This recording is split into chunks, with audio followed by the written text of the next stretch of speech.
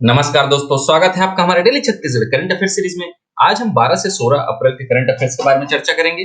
Video की PDF प्राप्त करने के लिए आप हमारे टेलीग्राम से जुड़ सकते हैं। साथ ही साथ इसी तरह की करंट अफेयर की वीडियो देखने के लिए सब्सक्राइब करें हमारे इस यूट्यूब चैनल को। चलिए हमारे आज के पहले प्रश्न की ओर चलते हैं। हमारा आज का पहला प्रश्न है, छत्तीसगढ़ के पहले सेमीकंडक्टर प्लांट की आधारशिला निम्न में से किसने रखी है। 4 ऑप्शन यहाँ पे दिए गए हैं। इसका सही उत्तर ऑप्शन सी श्री विष्णुदेव साय ने रखी है। मुख्यमंत्री श्री विष्णुदेव साय ने 11 अप्रैल 2025 को नवा रायपुर में देश की प्रसिद्ध सेमीकंडक्टर निर्माता कंपनी पॉलीमेटेक इलेक्ट्रॉनिक्स प्राइवेट लिमिटेड के प्लांट की आधारशिला रखी। यह कंपनी सेमीकंडक्टर चिप बनाने वाली अग्रणी कंपनियों में से एक है, जो छत्तीसगढ़ में 1143 करोड़ रुपए की लागत से एक बड़ा कारखाना स्थापित करेगी। 1.5 लाख वर्ग फीट में बनने वाला यह प्लांट वर्ष 2030 तक 10 अरब चिप्स तैयार करेगा, जिसका उपयोग टेलीकॉम, 6G, 7G, लैपटॉप और पावर इलेक्ट्रॉनिक्स में किया जाएगा और इस प्लांट की स्थापना से स्थानीय लोगों को रोजगार के अवसर मिलेंगे। तो छत्तीसगढ़ का पहला सेमीकंडक्टर प्लांट नया रायपुर में है ना। इसका शुभारंभ या भूमि पूजन जो है 11 अप्रैल 2025 को किया गया है। 1100 करोड़ रुपए की लागत है। एक चीज ध्यान में रखिएगा, जो ये प्लांट है छत्तीसगढ़ का पहला है, देश का दूसरा सेमीकंडक्टर प्लांट होगा। ठीक है, क्लियर है। कौन सी कंपनी चालू कर रही है? पॉलीमेटेक इलेक्ट्रॉनिक्स लिमिटेड। ठीक है, चलिए आगे बढ़ते हैं हमारे अगले प्रश्न की ओर। हमारा अगला प्रश्न है, आवास योजना ग्रामीण अंतर्गत आवास प्लस 2.0 सर्वेक्षण के लिए प्रदेश व्यापी मोर दुआर साय सरकार महाअभियान का शुभारंभ किसने किया है। 4 ऑप्शन यहाँ पे दिया गया है। 4 ऑप्शन यहाँ पे दिए गए हैं। इसका सही उत्तर है ऑप्शन सी श्री विष्णुदेव साय ने किया है। मुख्यमंत्री विष्णुदेव साय ने 15 अप्रैल 2025 को बस्तर जिले के ग्राम घाट पदमपुर से प्रधानमंत्री आवास योजना ग्रामीण अंतर्गत आवास प्लस 2.0 सर्वेक्षण के लिए प्रदेश व्यापी मोर दुआर साय सरकार महाअभियान का शुभारंभ किया है। प्रधानमंत्री आवास योजना ग्रामीण आवास प्लस 2.0 के तहत सर्वेक्षण के लिए मुख्यमंत्री विष्णुदेव साय के विशेष पहल पर 15 दिवसीय मोर दुआर साय सरकार महाअभियान शुरू किया गया। यह अभियान जो है 15 अप्रैल से 30 अप्रैल 2025 तक चलेगा। इस अभियान का उद्देश्य छत्तीसगढ़ के ऐसे ग्रामीण परिवारों की पहचान करना है जिन्हें अब तक किसी भी आवासीय योजना के तहत पक्का आवास नहीं मिल सका, उन्हें पक्का आवास की सुविधा उपलब्ध कराना है। ठीक है दोस्तों, तो मोर दुआर साय सरकार इस अभियान की शुरुआत है 15 अप्रैल से है, 30 अप्रैल तक चलेगा। उद्देश्य जो है, जिनको भी पक्का मकान नहीं मिला है उन्हें इस योजना के तहत पक्का मकान दिया जाएगा। ठीक है, इस महाअभियान में राज्य के प्रत्येक गांव में प्रधानमंत्री आवास योजना प्लस 2.0 के हितग्राहियों के सर्वेक्षण का कार्य पूरा किया जाएगा, ताकि योजना अंतर्गत आवास की स्वीकृति एवं निर्माण कार्य कराया जा सके। यह महाअभियान 3 चरणों में संचालित होगा। पहले चरण में 15 से 19 अप्रैल के बीच जिला और ब्लॉक स्तर पर आयोजित किया जा रहे हैं। दूसरे चरण में 20 से 28 अप्रैल तक सभी ग्रामों में ग्राम सभाएं आयोजित कर घर घर जाकर पात्र परिवारों का सर्वेक्षण किया जाएगा। तीसरे चरण में 29 से 30 अप्रैल को सभी सर्वेक्षणों की पुष्टि, ग्राम सभा की स्वीकृति और सत्यापन कर अंतिम रिपोर्ट तैयार कर राज्य कार्यालय को भेजी जाएगी। राज्य में 2024-25 के लिए प्रधानमंत्री आवास योजना ग्रामीण के अंतर्गत कुल 11,50,315 मकानों का निर्माण का लक्ष्य रखा गया है, जिनमें से 9,41,595 मकानों की पहली स्वीकृति प्रदान की जा चुकी है। ठीक है दोस्तों, इस प्रक्रिया को अधिक पारदर्शी और सरल बनाने के लिए राज्य सरकार द्वारा गृह पोर्टल भी विकसित किया गया है। ठीक है, गृह पोर्टल।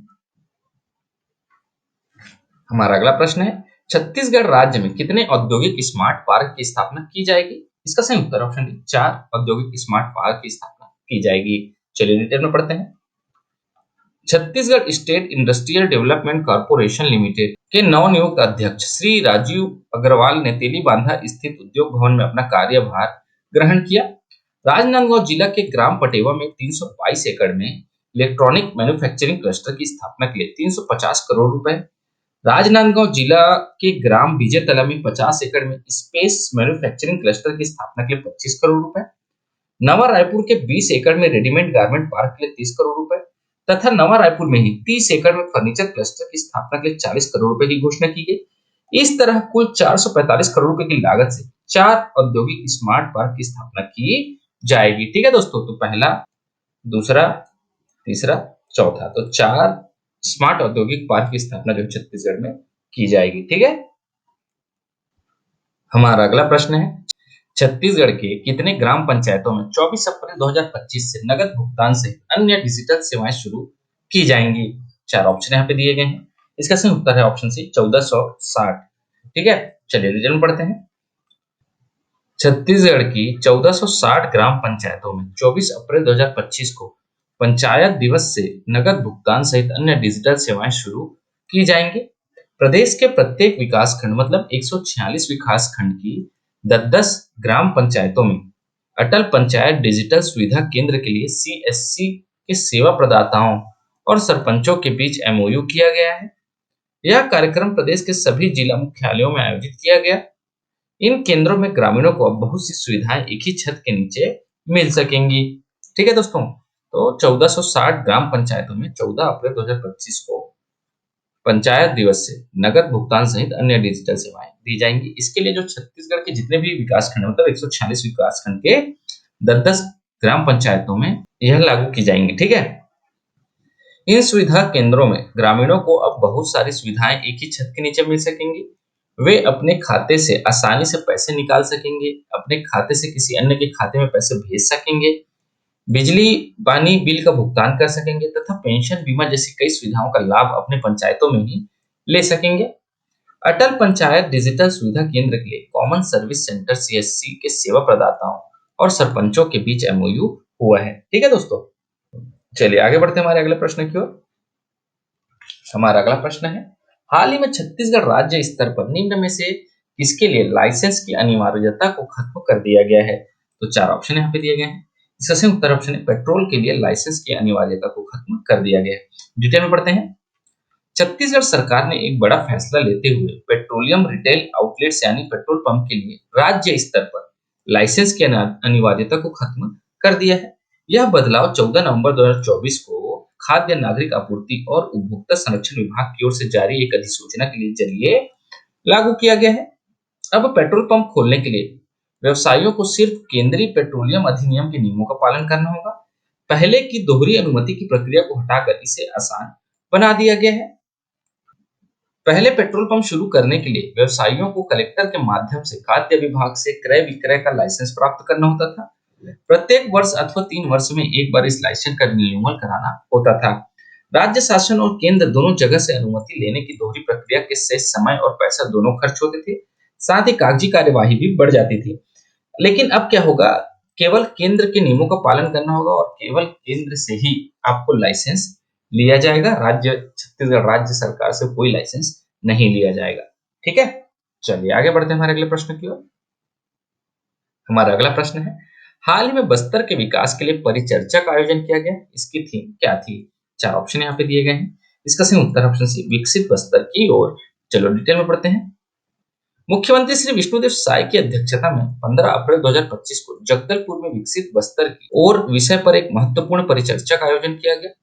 इस अवसर पर कृषि विकास एवं किसान कल्याण विभाग द्वारा बस्तर क्षेत्र के समग्र विकास हेतु विस्तृत रोड मैप प्रस्तुत किया गया। जगदलपुर में जल संसाधन विभाग के मुख्य अभियंता कार्यालय का शुभारंभ किया गया। इस कार्यालय के प्रारंभ होने से बस्तर संभाग के सभी 7 जिलों के विभागीय कामकाज में काफी सुविधा होगी। बस्तर में 7 कृषि विज्ञान केंद्र, 4 कृषि महाविद्यालय, 2 उद्यानिकी महाविद्यालय, 1 वेटनरी पॉलिटेक्निक कॉलेज और 1 कृषक प्रशिक्षण केंद्र संचालित हो रहे हैं। इसके अलावा 29 उद्यान रोपणियां, 9 शासकीय मत्स्य प्रक्षेत्र, 1 पोल्ट्री प्रक्षेत्र तथा 1 शासकीय सुअर पालन केंद्र भी कार्यरत है। हमारा अगला प्रश्न है, छत्तीसगढ़ में चित्रोत्पला फिल्म सिटी को निम्न में से कहां विकसित किया जा रहा है? चार ऑप्शन यहाँ पे दिए गए हैं। इसका सही उत्तर है ऑप्शन बी नवा रायपुर में विकसित किया जा रहा है। चलिए डिटेल में पढ़ते हैं। छत्तीसगढ़ राज्य के नवा रायपुर अटल नगर के माना तूता में राज्योत्सव स्थल के सामने करीब 70 एकड़ क्षेत्र में प्रस्तावित चित्रोत्पला फिल्म सिटी को पीपीपी मॉडल पर विकसित किया जाएगा, जिसकी लागत जो है 95 करोड़ रुपए की है। छत्तीसगढ़ में फिल्म सिटी निर्माण और पर्यटन विकास के लिए राज्य सरकार के प्रस्ताव पर केंद्र सरकार ने 95.69 करोड़ रुपए की मंजूरी दी है। इसमें 400 करोड़ से अधिक के निवेश की उम्मीद है। ठीक है दोस्तों, हमारा अगला प्रश्न है, निम्नलिखित में से किसने नवा रायपुर में सार्वजनिक परिवहन सेवा ई ऑटो सेवा का शुभारंभ किया है? इसका सही उत्तर है ऑप्शन ए श्री विष्णुदेव साय जी ने किया है। चलिए डिटेल में पढ़ते हैं। मुख्यमंत्री श्री विष्णुदेव साय ने नवा रायपुर में एक नई पर्यावरण अनुकूल सार्वजनिक परिवहन सेवा ई ऑटो सेवा का शुभारंभ किया। यह सेवा नवा रायपुर अटल नगर विकास प्राधिकरण और छत्तीसगढ़ राज्य ग्रामीण आजीविका मिशन बिहान के सहयोग से शुरू की गई है।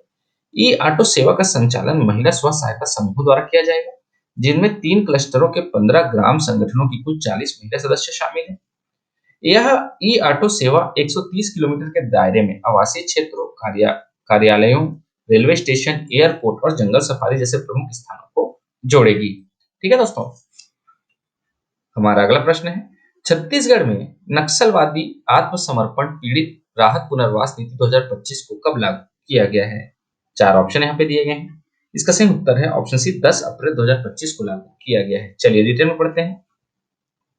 छत्तीसगढ़ शासन ने राज्य में नक्सलवाद से प्रभावित क्षेत्रों के लिए एक महत्वपूर्ण कदम उठाते हुए नक्सलवादी आत्मसमर्पण पीड़ित राहत पुनर्वास नीति 2025 को 10 अप्रैल 2025 को औपचारिक रूप से लागू कर दिया है। गृह विभाग द्वारा 28 मार्च 2025 को जारी अधिसूचना के अनुसार इस नीति के प्रभावी क्रियान्वयन के लिए सभी जिलों में जिला कलेक्टर की अध्यक्षता में विशेष समितियों के गठन के निर्देश दिए गए हैं। यह नीति नक्सल हिंसा में पीड़ित हुए व्यक्तियों एवं परिवारों, जैसे कि मृत्यु, गंभीर घायल या स्थायी अपंगता के शिकार लोगों के साथ साथ आत्मसमर्पण करने वाले नक्सलियों के पुनर्वास और राहत के उद्देश्य से तैयार की गई है। अधिसूचना के अनुसार प्रत्येक जिला में गठित होने वाली समिति में कलेक्टर अध्यक्ष होंगे, जबकि पुलिस अधीक्षक को सचिव की जिम्मेदारी दी गई है। ठीक है दोस्तों, तो छत्तीसगढ़ में जो है नक्सलवादी आत्मसमर्पण पीड़ित राहत पुनर्वास नीति 2025 कब लागू की गई है? 10 अप्रैल 2025 को लागू की गई है। ठीक है, अध्यक्ष कौन होगा? जो भी जिले में यह नीति गठित होगी ना, उसमें कलेक्टर अध्यक्ष होंगे। ठीक है, और जो पुलिस अधीक्षक होंगे वो सचिव की जिम्मेदारी लेंगे। और कुछ डिटेल इसके बारे में हम पढ़ लेते हैं अभी। ठीक है, प्रत्येक जिले एवं सब डिविजनल स्तर पर एक एक नोडल अधिकारी की नियुक्ति की जाएगी, जिसका मोबाइल नंबर व ईमेल पता राज्य शासन को प्रेषित किया जाएगा। यह अधिकारी समस्त पुनर्वास कार्यों की निगरानी करेंगे। इस नीति के अंतर्गत एक विशेष पोर्टल विकसित किया जा रहा है, जिसमें प्रत्येक पीड़ित एवं आत्मसमर्पित व्यक्ति की जानकारी दर्ज की जाएगी और उन्हें एक यूनिक आईडी प्रदान की जाएगी। छत्तीसगढ़ सरकार द्वारा नक्सल क्षेत्रों में शांति स्थापित करने के उद्देश्य से नक्सलवादी आत्मसमर्पण पीड़ित राहत एवं पुनर्वास नीति 2025 लागू की गई है। इस नीति के अंतर्गत आत्मसमर्पण करने वाले सक्रिय इनामी नक्सलियों और उनके परिजनों को शिक्षा, रोजगार एवं वित्तीय सहायता जैसी कई महत्वपूर्ण सुविधाएं भी प्रदान की जाएंगी। ठीक है, यदि किसी आत्मसमर्पित नक्सली ने नक्सलियों के विरुद्ध अभियान में पुलिस को विशेष सहयोग दिया है और इसके कारण उसकी जान व संपत्ति को खतरा उत्पन्न हुआ है, तो ऐसे प्रकरणों में उसे पुलिस विभाग के आरक्षक या समकक्ष पद पर नियुक्त किया जा सकेगा। अन्य विभागों में नियुक्ति हेतु जिला स्तरीय समिति की अनुशंसा आवश्यक होगी। साथ ही 5 लाख रुपए या उससे अधिक के इनामी नक्सली के आत्मसमर्पण की स्थिति में पात्रता रखने पर नक्सली अथवा उसके परिवार को किसी एक सदस्य को शासकीय सेवा में नियुक्ति का अवसर दिया जाएगा। यदि किसी कारणवश नियुक्ति की सेवा नहीं दी जा सकी, तो ऐसे आत्मसमर्पित को एक मुश्त 10 लाख की राशि सावधि जमा के रूप में दी जाएगी। यह राशि 3 वर्षों के अच्छे आचरण के पश्चात एक मुश्त हस्तांतरित की जाएगी। ठीक है दोस्तों, साथ ही साथ छत्तीसगढ़ सरकार ने आत्मसमर्पित नक्सलियों और उनके बच्चों की शिक्षा के लिए व्यापक प्रावधान किए हैं। ठीक है, बच्चों के 18 वर्ष तक की आयु तक निःशुल्क एवं प्राथमिकता के आधार पर शिक्षा शासकीय एवं आवासीय विद्यालयों में दी जाएगी। और आत्मसमर्पित जो हैं नक्सली, अगर वो इच्छुक हो तो वो स्वयं भी शिक्षा ग्रहण कर सकते हैं। ठीक है, चलिए आगे बढ़ते हैं। हमारा अगला प्रश्न है, छत्तीसगढ़ के निम्न में से किस जिले में अत्याधुनिक कॉमन फैसिलिटी सेंटर की स्थापना की जा रही है? 4 ऑप्शन यहाँ पे दिए गए हैं। इसका सही उत्तर ऑप्शन की रायपुर में की जा रही है। प्रदेश के नवा रायपुर के सेक्टर 22 में ग्रीनफील्ड इलेक्ट्रॉनिक्स विनिर्माण क्लस्टर के अंतर्गत अत्याधुनिक कॉमन फैसिलिटी सेंटर की स्थापना की जा रही है। यह सेंटर इलेक्ट्रॉनिक्स के क्षेत्र में काम कर रहे उद्योगों और स्टार्टअप्स के लिए लाभकारी साबित होगा। इस परियोजना को नवा रायपुर अटल नगर विकास प्राधिकरण की तरफ से विकसित किया जा रहा है। इसकी कुल लागत 108 करोड़ रुपए है, जिसमें राज्य सरकार की भागीदारी 33.34 करोड़ रुपए की है।